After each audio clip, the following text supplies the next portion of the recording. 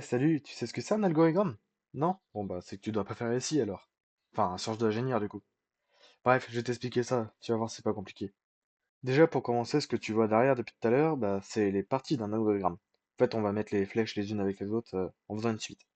Donc déjà, on a un début, ce qui me semble logique, et parfois on a une fin. C'est pour ça que j'ai mis entre parenthèses. Ensuite, on peut mettre un losange qui va nous permettre de poser une question, mais une question fermée. Donc, la réponse avec le petit rond noir va nous permettre de dire non, et la réponse où il n'y a pas le rond, bah oui. Tout ce qui est rectangle, ça permet de traiter une information. Donc, par exemple, je sais pas, je mets une variable x, je permets de dire x égale 2. Et ça n'a pas d'influence en soi sur le programme.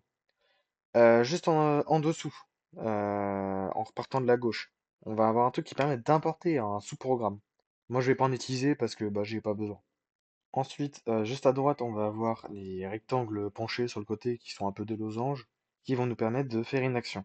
Comme sauter, aller à droite, peu importe. Et pour finir, celui qui est rectangle arrondi sur le côté, ça nous permet de mettre un délai. Donc pour attendre, par exemple, une seconde, un tick, enfin bref, en fonction de la valeur qui nous arrange. Et donc, quoi de mieux pour t'expliquer qu'un level Mario?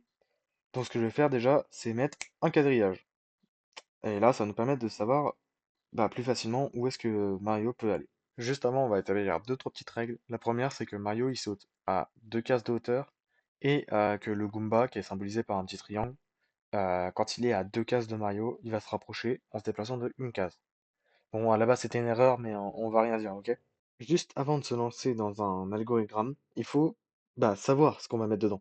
Donc, avant ça, on fait sous forme de liste, ben, la liste de chacune des actions que, ici, donc, Mario devra effectuer pour bah, faire ce qu'on lui demande. Donc là, on va avoir un début, puis il va à droite 8 fois, etc., etc. Je vous laisse lire, vous savez mettre sur pause. Sinon, la vidéo va durer 30 000 ans. Bref, là n'est plus la question. Comme vous pouvez le voir, j'ai fait la liste. Maintenant, eh bien, passons à l'algorithme. Et donc, voilà le beau bébé. Et aussi, il faut savoir d'autres trucs, j'ai ajouté des boucles. Et ces boucles-là, ça va nous permettre d'éviter d'avoir 1 milliard de cubes, ou de parties, on va dire plutôt, que je vous ai présenté au tout début. Et ces boucles-là, pour qu'elles soient utiles, on va l'utiliser que si l'action est répétée au minimum 3 fois. Sinon, bah, le nombre de blocs sera équivalent. Donc là, j'ai plus qu'à vous montrer avec le fameux Mario. Mais pour le moment, je vous laisse la grille avec l'algorithme sur le côté pour que vous puissiez voir. Donc, il faut pas oublier un truc essentiel, c'est que ton ordinateur, il est complètement débile. Ce qui fait qu'il va faire exactement ce que tu dis. Donc, si par exemple, je rajoute un obstacle en plein milieu du terrain et que je dis à Mario d'avancer tout droit, eh bien, il avancera tout droit, mais il va se bloquer contre l'obstacle et ne pourra pas avancer. Donc, si jamais tu fais une erreur, eh bien, c'est pas la faute de l'ordi, mais la tienne.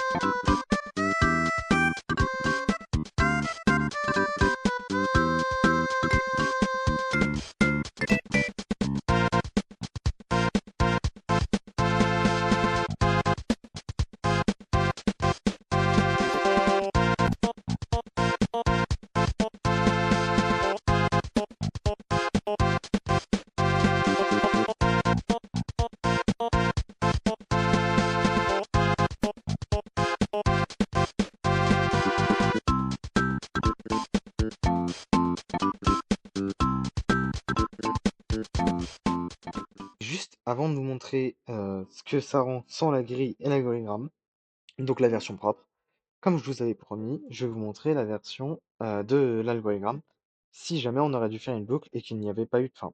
Bon, maintenant que t'as compris, histoire que ça soit un peu plus clean et plus sympa visuellement, je te le remets, mais cette fois en plus rapide et sans la grille et l'algorithme. Et c'est reparti!